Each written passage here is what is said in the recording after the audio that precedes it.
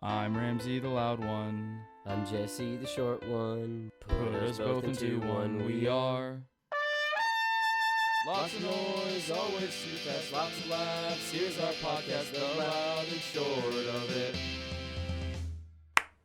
Hi, and welcome to Loud and Short of It. I'm Ramsey the loud one. And I'm Jesse the short one. And this week we have a variety hour for you under the new format. It's going to be 5 episodes on YouTube split up in a playlist and just one big episode on Spotify. Breaking out the topics so you can just you can pick and choose what you want. Let's get right into it. Politics. Let's do it. This is gonna be a mouthful. There's a lot to go over. This is one of our classic political recaps from Jesse. Mm-hmm. But this one is on every Texan's mind this month. Lots going on, and for the past 6 months. Yeah, a thing that none of us had heard about before, and then all of a sudden all had to know about. Exactly. ERCOT, the let me make sure I get it right. The Electric Reliability Council of Texas. Damn, reliability thrown in there. It's bold. If you're gonna make an acronym like that, it needs to be 3 letters long or a word. Yeah, I agree. You can't. What the fuck is an ERCOT? They should have figured out. I mean, I don't know. I'm not gonna do it here because it's not my job. But like, they should have made it STAR or something. I don't know. Something cool. The Alamo Energy Services. Yeah. Imagine, dude. Anything. Republicans have no vision, bro. But before I get into what happened this month, I'm going to dive into do a quick and brief history of ERCOT. Yeah. Basically, within the United States, there are 3 electrical grids. There's the Western grid, there's the Eastern grid, and there's ERCOT. We are the only state who has managed to dip out on federal regulation. The twerp little brother of America. Yeah. So basically what happened was electricity was invented. God said, let there be light bulbs. And then different independent power plants showed up all across Texas and the United States, and some of them were like, hey, if we connected together, and one of us is missing a little bit of power sometimes, we can help each other out back and forth, work together. It'll be nuts. Like a society society would work.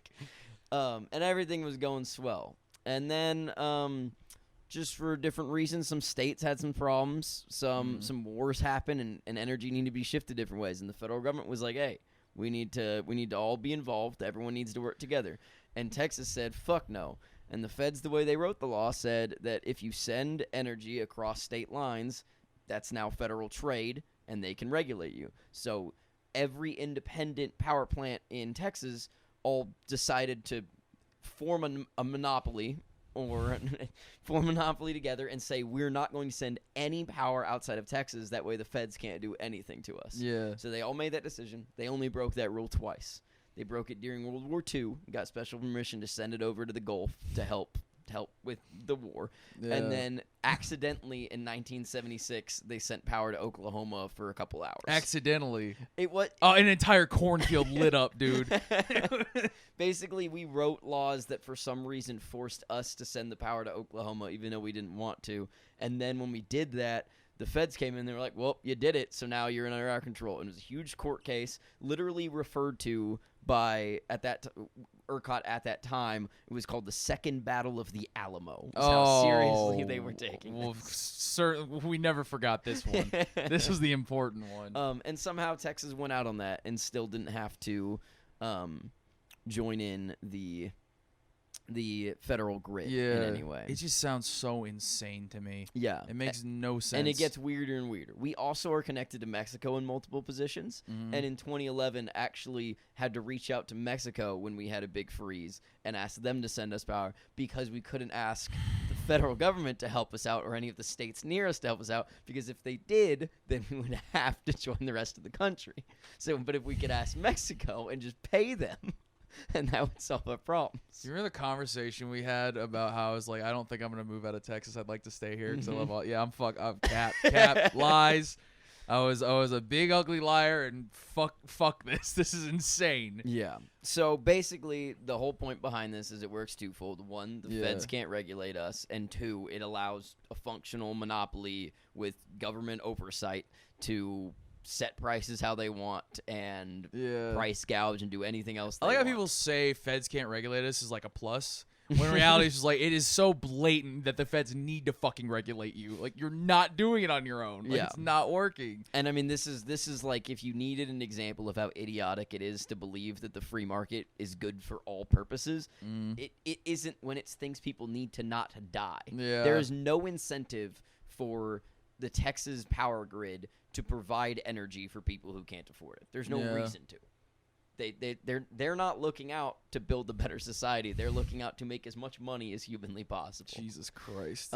So that's the history. Now let's get into February. Everybody remembers Snowvid, the great white winter storm. I don't know. Snowvid's the best. All we remember is that February sucked. Yeah. I don't got a catchphrase for it. That's just it. Basically, everything failed. Coal plants failed. Wind turbines failed. Everything went down all at once. Yeah. The only thing that didn't was solar. Solar exceeded and did better than normal.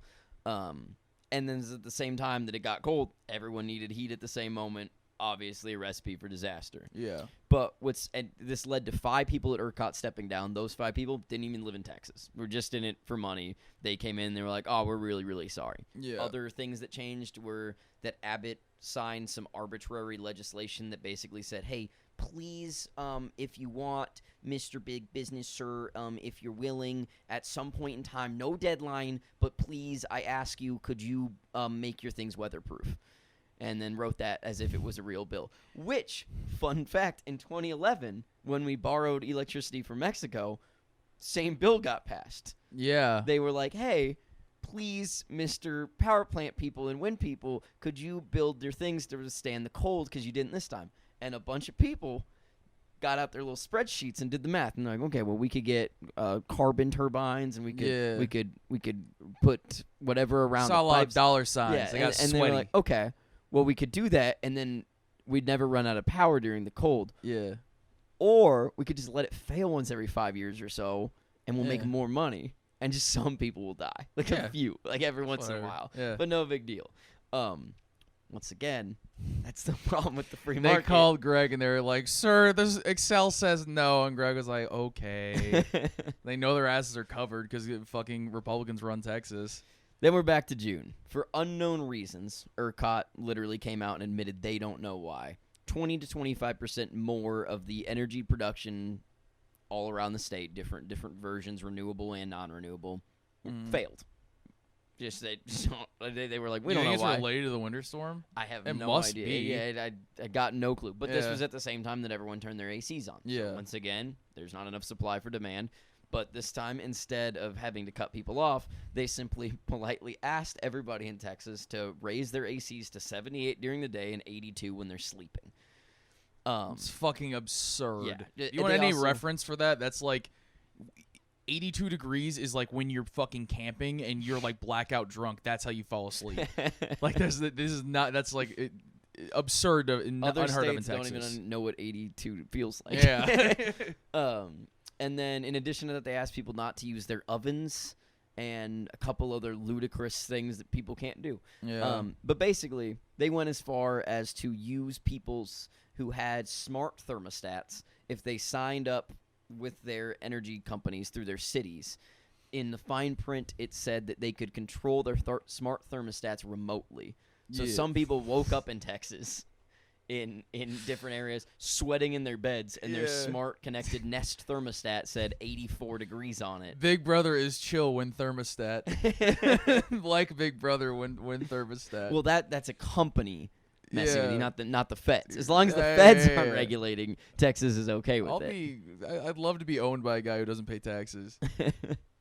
Now, Yikes. Here is the two things where I would say that this relates to. Obviously, this is terrible. Yeah. If you're a Texan, I don't even know what to tell you. That we're just going to have to keep dealing with this. Protest, vote more. I don't know. We're fucked. There's not, vote more, I guess. But on a federal level, this has such a profound impact. We've been talking for 6 months now about Joe Biden's infrastructure deal, back and forth, trying to get Republican support because Joe Manchin won't join it unless it does, and all the other arbitrary, ridiculous things that are coming out of this. Yeah. But basically, America isn't a first world country in a lot of parts of this place. We don't have running water that people can drink in cities. We have bridges collapsing. We have energy grids in the second most populous state failing in the middle of winter. Yeah. And then while all of this is going on, we have the northwest of this country is 100 degrees. Austin is 90 degrees. We're not ready for anything. And this infrastructure deal does not combat climate change, even if it does pass. Yeah. It's $1 trillion. Yeah. We're going to spend 4 Jeff Bezoses to try to solve the fact that people died from it being too cold in Texas. They're going to die this week or next month from it being too hot in the Northwest, and they're dying because they can't drink water. But that's why we're fucked, though, because we have fucking, like, half of the people representing this country are a bunch of fucking maniacs who literally just don't give a shit, and they don't think climate change is real. They don't think any of these things are actual problems. They think the biggest problem is that there's not enough God in this country. And the other half are a bunch of fucking, like, career politician pieces of shit who are so focused on, like, preserving political capital that not for 1 second are they thinking that, like, hey, maybe I won't get to be like the Nancy Pelosi. Maybe I won't get to be the fucking whatever old fucks are in there because we're gonna be dead. The country isn't gonna exist as we know it now. Yeah, and just from even like, let's say you don't believe in climate change. Let's just put that insane person out there. From just a capitalistic perspective and a patriotic perspective from this country, every dollar that we spend building better roads, building better infrastructure is not money you lose. Yeah. This is like if you buy a house and you're a normal person. You spend a lot of money. You don't need to immediately pay for that. You can take that out and then it pays for itself over time. For every road you build that connects 2 cities, the amount of trade going between those cities is going to improve. Yeah. That's more taxes. That's more money. That's more jobs. Just across the board. There's no reason not to spend more money on our infrastructure. Yeah. And we're literally going to reach a point where other countries are going to be better than us because they did improve their infrastructure. Yeah. And when global warming hits, which will happen, they're not going to be fucked, and we will be fucked. Yeah. Imagine the amount of money lost in Texas in February. Even if you don't care about the human lives or the suffering of people, the amount of money lost in February in Texas is absurd. Yeah. All trade stopped. For a week, nothing happened. A state hit pause. It's fuck. It doesn't make any sense. I wish there was just a way I could sit here and think that someone else has an argument. Yeah. Like there's another shot at, there's another point of view on it, but like there really just isn't whenever you get down to the brass tacks of it. Like we're literally just talking about not reinvesting into your country. Yeah. It's like, then what are the taxes meant for? Are they meant to bail out fucking corporations? At that point, it's like, are you a fucking American or are you just a guy who likes to buy shit? There you go. Damn. Clip that. Yeah, there you go. But yeah, that's kind of where I'm ending on. I mean, yeah, we're seeing just fake legislation. We're seeing Abbott once again ask for things to get better, but nothing's getting better. We're seeing people step down, being replaced by the same fucking ghouls, but maybe this time they'll live in Texas, as if that really matters. Dour ending to the politics section once again. If you want a light at the end of the tunnel, you gotta make one, I guess, because it's just hell at this point. Yeah. Thank you for listening.